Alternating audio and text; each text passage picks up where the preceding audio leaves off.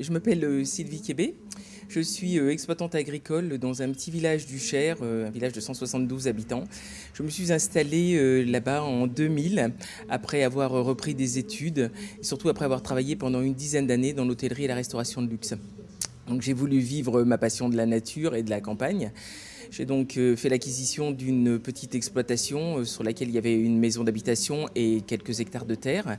Et sur ce terrain, j'ai fait construire un bâtiment d'élevage et une fromagerie aux normes européennes. Jusque-là, bon, ça pouvait paraître idéal. C'était un petit peu la petite maison dans la prairie, le rêve.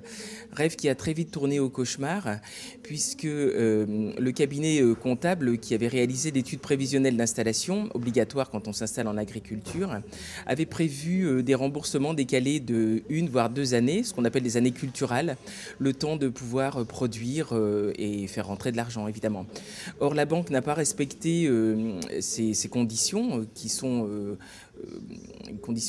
données et offertes à tous les agriculteurs qui s'installent. Et dès le premier mois d'installation, eh bien, elle a commencé à me ponctionner des échéances.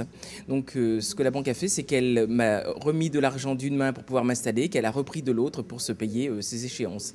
Résultat, en fin de première année, il me manquait déjà plus de 11 000 euros en caisse, sans avoir rentré le moindre centime, mon troupeau n'étant pas productif et mon bâtiment d'élevage n'étant toujours pas fini d'être construit. Dès que je me suis rendu compte de ces difficultés, j'ai tenté bien évidemment de trouver une solution avec la banque. Et j'ai donc, sur les conseils des juristes de la Chambre d'agriculture, engagé une procédure de médiation. Cette procédure de médiation devait me permettre de pouvoir m'asseoir autour d'une table avec les banquiers et puis revenir normalement en arrière. Or, ça n'a pas été possible puisque dès que la banque a pris connaissance de cette médiation, ils ont décidé de déclarer la déchéance du terme et ont exigé le remboursement global de la créance.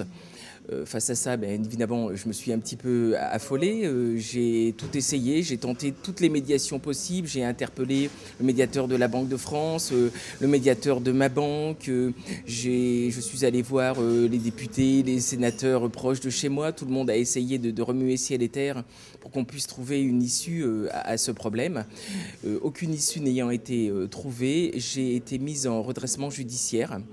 Redressement judiciaire qui m'a conduit il y a 3 semaines au dépôt de bilan pur et simple. Le 25 mars dernier, j'ai donc été mise en redressement judiciaire. Je suis très amer et très triste aussi. Ce redressement, enfin cette liquidation judiciaire n'aurait jamais dû avoir lieu, dans la mesure où j'ai du travail, j'ai pu développer, malgré tous les problèmes que j'ai rencontrés, malgré le manque de trésorerie, j'ai développé une clientèle, essentiellement sur Paris. J'ai participé à de nombreux marchés de commerce équitable, je suis rentré dans des réseaux.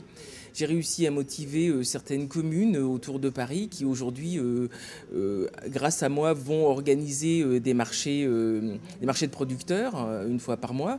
Donc il y a un potentiel. J'ai mis au point des recettes vraiment très spécifiques de fromage de très grande qualité, avec des confits de rose, des confits de violette, des produits qui sont reconnus, qui ont été référencés dans des guides gastronomiques, qui ont également été reconnus par des grands chefs de cuisine. Tous me disent que ce que je fais, c'est vraiment très bien.